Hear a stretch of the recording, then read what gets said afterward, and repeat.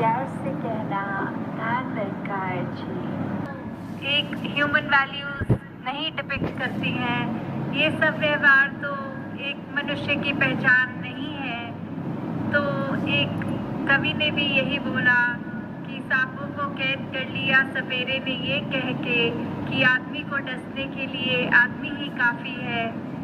कि कैसे एक मनुष्य को जहाँ अपने मन में प्रेम रखना है, विशालता रखनी है, कैसे करुणा वाले भाव रखने हैं हर एक के प्रति, कैसे अपने अहंकार को तजना है और कैसे इस अहम भाव की जगह मन में प्यार रखना है, करुणा रखना है।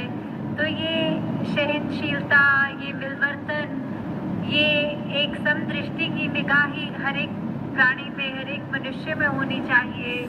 कि कैसे कोई फर्क, कोई भेद नहीं दिखना चाहिए। हम अपने मन दिया उसको, इतनी कीमती चीज़ मिलने पर भी उसका मोल नहीं डाला। तो कैसे हमें हर समय यही बात एक रखनी है ध्यान में कि हमारी सांसों का तो हमें पता नहीं कितनी देर की है। ये परमात्मा ने जब चाहा वो हमारी सांस अंदर तो है पर फिर वो बाहर नहीं आएगी, उसी पल ये आत्मा इस शरीर से निकल जाएगी। तो फिर जिस तरह वो उदाहरण भी है कि कैसे जब बच्चे एग्ज़ाम्स देते हैं तो एक टाइम बाउंड होता है उनके पास कि 2 घंटे या 3 घंटे की परीक्षा है और 3 घंटे के बाद या तो खुद ही पेपर सबमिट कर देते हैं अपना बच्चे, पर अगर कोई कुछ लिख रहा होता है और समय समाप्त हो जाता है तो फिर वो इन्विजिलेटर को पेपर खींचना ही पड़ता है वो स्टूडेंट के हाथ से। तो कहीं वो हाल हमारा ना हो जाए कि हम तो ऐसे गफलत की नींद में सोए रहें। ये बार बार हमारे कानों में आवाज़ भी पड़ रही है कि अपनी पहचान कर लो, इस परमात्मा को जान लो। फिर भी हम अगर आलसी करते रहे या वो समय की कदर ना करें तो फिर वैसे ही श्वासों की जब लड़ी हमसे छिनेगी तो फिर हम पछतावा भी नहीं कर पाएंगे। पर सदियों से, युगों से संतों ने यही संदेशा दिया है कि ये समय की संभाल कर लो। फिर भी मनुष्य वो मैसेज सुनता है और अनसुना कर देता है, या कभी ऐसे सोच लेता है कि अभी तो हमारे जीवन में बाल अवस्था है, युवा अवस्था है, ये भक्ति का मार्ग तो हम बुढ़ापे में अपना लेंगे। पर किसी को क्या पता कि श्वास कितने हैं। तो फिर जितनी भी जिंदगानी दातार ने हर एक को बख्शी है, हमें उसी समय के रहते रहते इस परमात्मा की पहचान करनी है। कैसे एक उदाहरण के तौर पे अगर ये देखा गया है कि केले का छिलका है, उस पे पैर अगर रखो तो फिसल जाओगे, तो इसका मतलब हमें ये तो बोध हो गया कि ऐसा करना हमें है, उससे नुकसान हो जाएगा। पर फिर भी हम अगर ये समझे कि अब रास्ते में केले का छिलका है तो हमारी मजबूरी है, हमने उसके ऊपर पैर रखना ही रखना है, तो ये तो हमारी नादानी है, ये हमारी नासमझी है। ऐसे ही नासमझी के भाव को हमने दूर करना है अपनी ज़िंदगी से।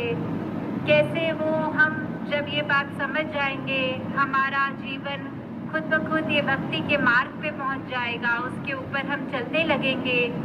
फिर एक देखें कि कैसे हमारे जीवन में ये धन दौलत ही सब कुछ है और ये आत्मका के ऊपर हम फोकस ना करें, ये स्पिरिचुअल अपनी जर्नी पे फोकस ना करें, तो ये समय बिल्कुल हमारा खराब ही हो रहा है। जैसे उदाहरण ये भी है मीराबाई जी का कि चाहे उन्होंने राजा के घर जन्म लिया था और आगे उनकी ज़िंदगी भी राजा के घर में बीती थी, पर उन्होंने अपने आप को ये सच्ची दौलत, ये धनवान अपने आप को कब माना था? वो तब माना था जब ये ब्रह्म ज्ञान उनके जीवन में आ गया था। फिर वो यही कहती थी कि ये राम रतन धन मिल गया है, ये मेरे सद्गुरु ने मुझे ऐसी अनमोल दात दे दी है, तो ये सद्गुरु ने अपना लिया है, ये मेरे को ब्रह्म ज्ञान मिल गया है।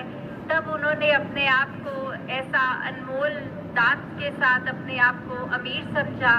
वैसे दुनियावी तो धन दौलत उनके पास भी थी, पर उन्होंने उस समय से लेकर कभी जीवन में ये नहीं माना था कि मैं अमीर हूँ। बस वो दात जब हाथ पास आई जो उनके मालिक से उन्हें मिली, तो उनको यही लगा। तो कैसे ये बात हम भी अपने अंदर बात लें कि दुनिया में बहुत सुख है, बहुत माया है, फिर भी वो किसी काम की नहीं अगर हमने अपने अंदर वो दीप नहीं जगाया। तो दासी अंत में यही कामना करेगी, जज्बा बढ़ता रहे, सुमिरन के प्रति ये दिल रंग में रंगा रहे, और सत्संग में भी जब हम आए तो ये हीरे चुनने आए, ये जो भी अच्छी हमें गुण यहाँ सत्संग से मिलते हैं उनको हम अपना पाएं। तो दासी और अधिक समय नहीं लेगी, इन्हीं शब्दों से आपके चरणों में ये अरदास, ये दातार से अरदास की हर एक के हिस्से में ये भक्ति भरा जीवन रहे, और चाहे दुख तकलीफें तो उस तरह जिंदगी है तो रहती ही है, वो उतार चढ़ाव उस समय असर नहीं करते जब ये ब्रह्म ज्ञान के बाद आनंद की अवस्था आ जाती है। तो अगर हमारे जीवन में वो आनंद की अवस्था है तो फिर हमें कभी ये कंप्लेन हो ही नहीं सकती कि हमारी स्थिति ठीक नहीं है। तो दातार सभी के जीवन में ये आनंद का रंग डाल दे, ये ब्लिस की अवस्था डाल दे।